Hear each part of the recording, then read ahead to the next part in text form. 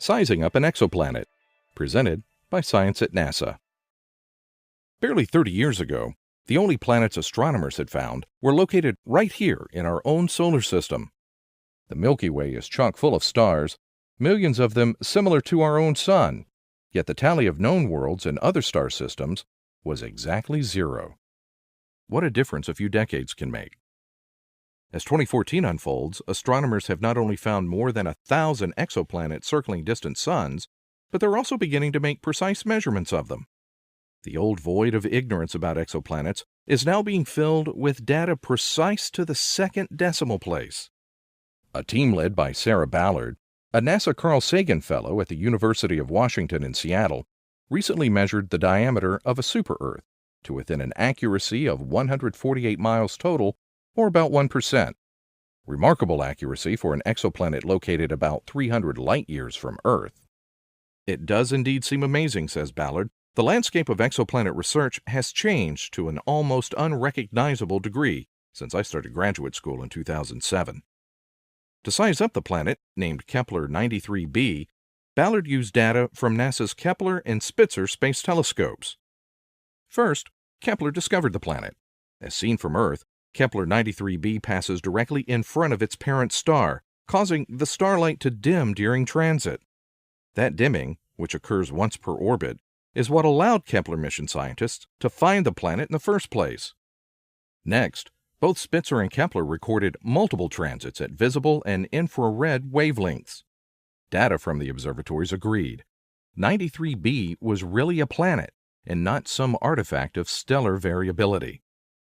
Ballard then knew that by looking carefully at the light curve, she could calculate the size of the planet relative to the star. At that point, the only missing piece was the diameter of the star itself. The precision with which we measure the size of the planet is linked directly to our measurement of the star, says Ballard, and we measure the star using a technique called astroseismology. Most people have heard of seismology, the study of seismic waves moving through the Earth. We can learn a lot about the structure of our planet by studying seismic waves, she says. Astroseismology is the same thing except for stars. The outer layers of stars boil like water on top of a hot stove. Those convective motions create seismic waves that bounce around the inside of the core, causing the star to ring like an enormous bell. Kepler can detect that ringing, which reveals itself as fluctuations in a star's brightness. Ballard's colleague, University of Birmingham professor Bill Chaplin, led the astroseismic analysis for Kepler 93b. By analyzing the seismic modes of the star, he was able to deduce its radius and mass to an accuracy of 1%, she says. The new measurements confirm that Kepler 93b is a super-Earth-sized exoplanet with a diameter about 1.5 times the size of our planet. Previous measurements by the Keck Observatory in Hawaii had put Kepler 93b's mass at about 3.8 times that of Earth. The density of Kepler 93b, derived from its mass and newly obtained radius, suggests the planet is very likely made of iron and rock, like Earth itself. Although super-Earths are common in the galaxy, none exist in our solar system. That makes them tricky to study.